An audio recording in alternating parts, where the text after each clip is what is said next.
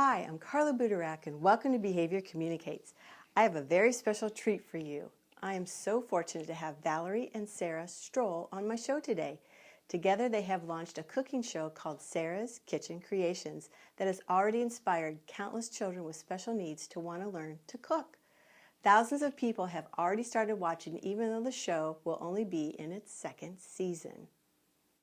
Sarah is an 8th grader who loves cooking, music, singing, and watching movies with her older sisters. She's looking forward to going to high school, college, and getting a job.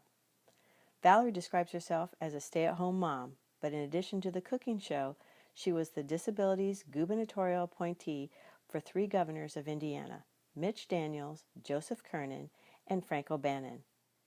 She's been a featured blogger for the Friendship Circle Special Needs Resource blog, which is one of the biggest special needs blogs in the world with 75,000 visitors a month. Valerie was also featured in a recent Wabi Sabi magazine, a University of North Carolina publication on disabilities. So as you can see, Valerie is one busy mom. So let's go to the interview. Welcome, Valerie and Sarah, to Behavior Communicates. Thank you for coming. Thank you for having us. Yes. As you know, I was compelled to reach out to you when I saw this article in the Indianapolis Star that's entitled Sarah's Kitchen Creations, Star Takes on Special Needs Stereotype, a cooking show that you and your daughter started. Yeah. And what's interesting about that is I had just been talking with some parents, asking them what their biggest concerns were for their children with special needs. And what they said to me was that their biggest concern was what was going to happen in the future. What's going to happen when they're no longer around and their child has to fend for themselves, basically. Right. And when I saw this article and watched your cooking show, I thought you had a message of hope. Well, thank you. And when we talked, I asked if you could recommend 3 things for parents who are watching, some advice to give them. You told me 3 very interesting things I never expected, and I loved what you said. The first thing that you told me was to be creative. Yes. So could you please explain what you mean by that? I think with Sarah, I've always just tried different things. I've tried different ideas, and I never said, okay, she has an extra chromosome or something, and so I'm going to put her in this box. And so I'm always creative. I'm maneuvering through various systems or systems that I create myself. And so I never just say, okay, developmental preschool at 3, school at kindergarten, therapy this many times a week. I do what is best for Sarah and what is best for our family, and I just get really creative with it. And I remember we didn't do developmental preschool. We went into a private preschool that emphasized developmental play. And so she went and she did great there. But I remember always being a little afraid, going, oh, you're not doing it the way they say to do it. And so it ended up being wonderful. She just really picked up great skill sets. She learned a lot. Last year in 7th grade, we homeschooled for special ed classes, not for the other classes. But she did all her inclusion at school. So choir, gym, computers, science, and then we did math and language arts and spelling at home. And that's how the cooking show started, from being in that scenario, in that environment. I'm not a teacher by training, and so you can learn a lot by cooking, and that's how Sarah's cooking show started. So I just am always being creative and trying something new. Wonderful and exciting. Yeah. Okay, thank you. The second thing that you said to me, which I loved also, was to be courageous. Can you explain what you meant by that? I think having a child with special needs it's hard, and it can be very intimidating. It can be scary. And what I have found from my own personal experience and watching my friends is being courageous pays off. And so being safe and trying to protect her to such a degree that she doesn't get to try things and fail at things and really kind of be a member of society is not fair to her. Mm-hmm. But it is really, really hard. And so, but I have a really good example. Sarah's best friend, Aunt Catherine, she also has Down syndrome, and she was elected as the freshman homecoming princess at our high school in our hometown. And it wasn't because she had Down syndrome. It was because Aunt Catherine's a cheerleader. She does tennis, and she engages with the kids, and I think they respect her and they admire her.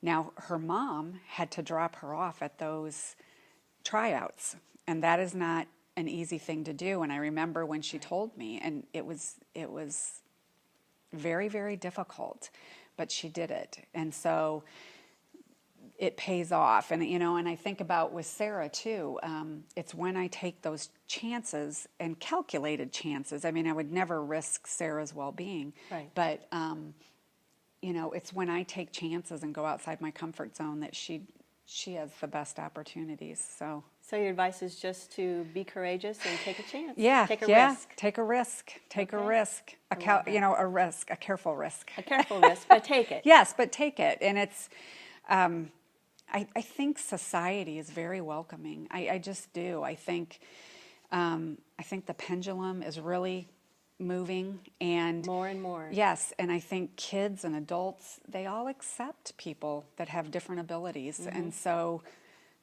just do it. Now's the best time to take the best time. Take that risk. Yeah, I think it's actually kind of popular. Yeah. I'm not kidding.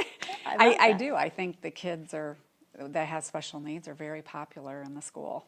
So, that according to her older sister, she's more popular than her.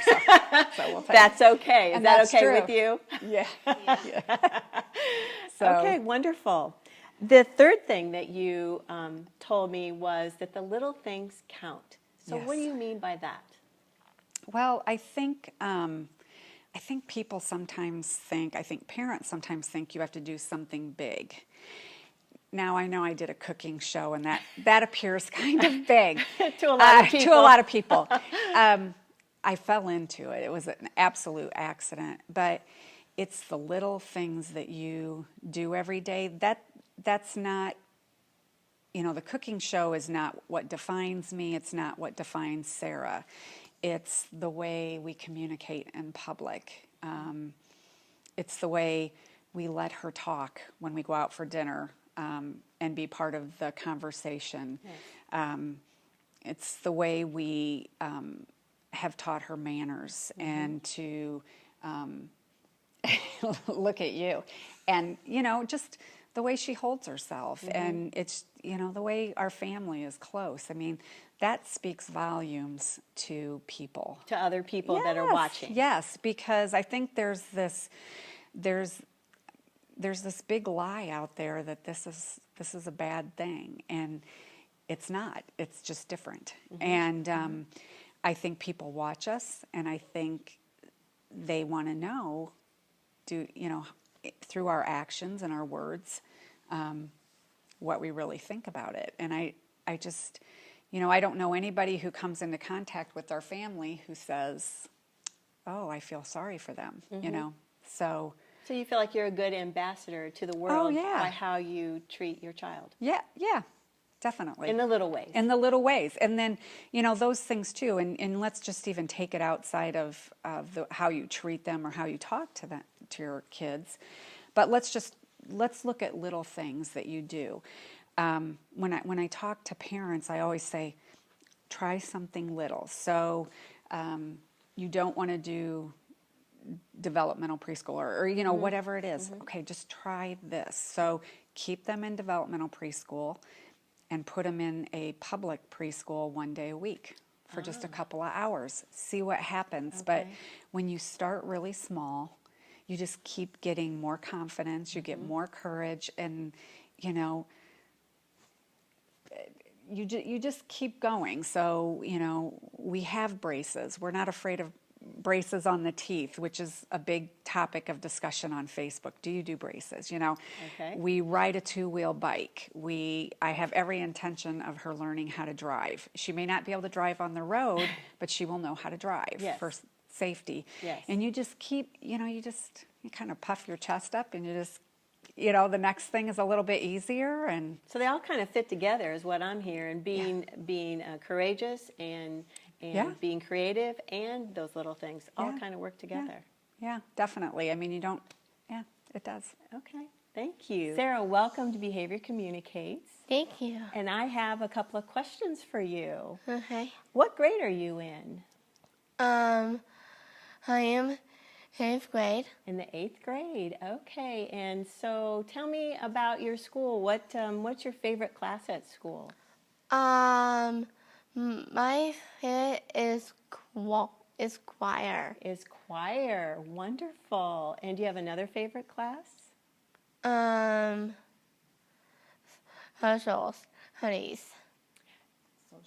Social studies. Okay, and someone told me that you like art too. Yeah. Are you pretty good at art? Yeah. What do you like to draw? I like to draw a Christmas tree. Christmas tree? Nice. I understand that you have 2 older sisters. Mm-hmm. And what are their names? Her name was Claire and Rachel. Claire and Rachel. And what do you like to do with Claire and Rachel? I am glad go to shopping. Okay. My girls love that too. Anything else you like to do with your sisters? And it says hang out. Just hang out? And one of your sisters is coming home for fall break, yes? Yes. Are you going to do anything special over fall break? Yeah. What are you going to do? To make her foods. She's going to make her food. Oh, you're going to cook for her? Yeah. Oh my, she is one lucky girl. What are you going to cook for her tomorrow night? I cook her a honey salad. A honey salad?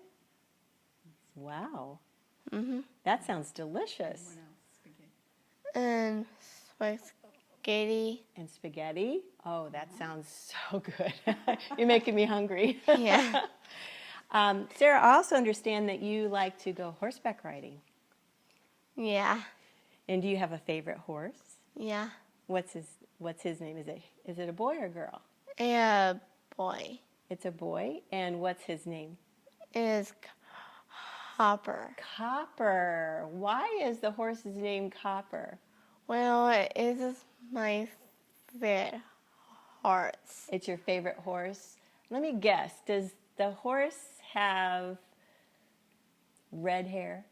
Yeah. So you and your favorite horse have something in common, huh? Yeah. Same color hair?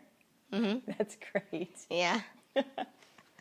And I have another question for you. What is your favorite thing to cook? Since you have a cooking show, you must have a favorite thing that you like to cook. Well, I like to cook spaghetti and squash. Spaghetti and squash. That's wonderful. Very, very nice. Thank you so much. You're welcome.